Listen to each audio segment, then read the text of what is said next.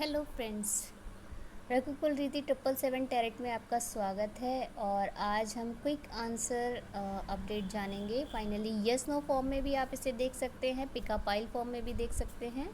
और चलिए जानते हैं क्या रहने वाली है क्विक एनर्जी अपडेट। चूँकि मेरा मन था कि थोड़ा सा जाने, लेकिन बार बार एक कार्ड निकल रहा है तो मैं उसे भी ले रही हूँ। चलिए ये 3 पाइल अपडेट का हो जाएगा। तो आप अपना इंटेंशन सेट कीजिएगा और देखिएगा क्या है जो आपसे कनेक्ट होने जा रहा है। तो चलिए देखते हैं फर्स्ट कार्ड क्या है। ओ कंपैशन। कंपैशन आपको बार बार कनेक्ट कर रहा है, मतलब बहुत जल्द। अभी कुछ टाइम पहले रीडिंग में भी कंपैशन ही आया था। तो जिन लोगों ने फाइनली ये कार्ड चूज़ किया है उनके लिए तो मैं ये कहूँगी कि आपको फाइनली यस फॉर्म में है ये कार्ड। आप बस मेहनत कीजिए और रिज़ल्ट देखिए कैसे सडनली आपको किंग की एनर्जी में लेके जाता है। Compassion is the worth compassion is the warmth of the soul, give it to other and yourself। तो compassion कहीं ना कहीं आपकी सोल को और अदर्स को भी कहीं ना कहीं अपग्रेड करता है वार्मनेस के फॉर्म में। तो चलिए जानते हैं सेकंड पाइल जिन्होंने चूज़ किया है। ये देखते हैं जिन्होंने चूज़ किया है क्या आता है। बैलेंस। मुझे लग रहा है कुछ टाइम पहले जो रीडिंग आई थी उसी से कहीं ना कहीं कनेक्ट होती हुई रीडिंग है।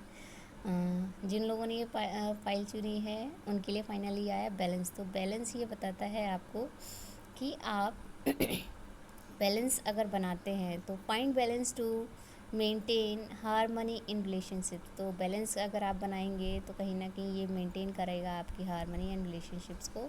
और कहीं ना कहीं करियर फॉर्म में भी कहीं ना कहीं आपका बैलेंस होता हुआ दिखेगा। तो मैं ये कहूँगी कि कंपैशन हो या बैलेंस आपको यस फॉर्म में ही वर्क करता हुआ दिखाई दे रहा है। एंड नेक्स्ट कार्ड आया है क्लींजिंग। तो क्लींजिंग का कार्ड आपको बता रहा है क्लींस your mind and spirit, remove negative energy. तो अगर आप कहीं ना कहीं निगेटिव फॉर्म में अपने आप को डाउनफॉल में फील कर रहे हैं या थोड़ा सा डिप्रेस या प्रॉब्लमेटिक फील कर रहे हैं तो इस टाइम क्लींजिंग का टाइम है।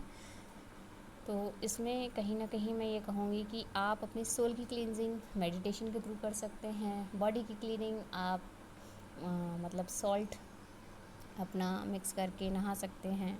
और अगर वैसे आपको लगता है एटमॉस्फेयर में तो थोड़ा सा साफ़ सफाई पर ध्यान दे लीजिएगा। हो सकता है कि कहीं ना कहीं डस्टिंग जो होगी वो आपकी एनर्जी को ब्रेक कर रही हो। तो ओवरऑल देखिएगा हर चीज़ कहीं ना कहीं एक दूसरे से कनेक्ट होती हुई नज़र आती है। बस बात इतनी है कि आप किस फॉर्म में कनेक्ट कर रहे हैं या कौन सी चीज़ आपको ब्रेक कर रही है उस पर फोकस करना है।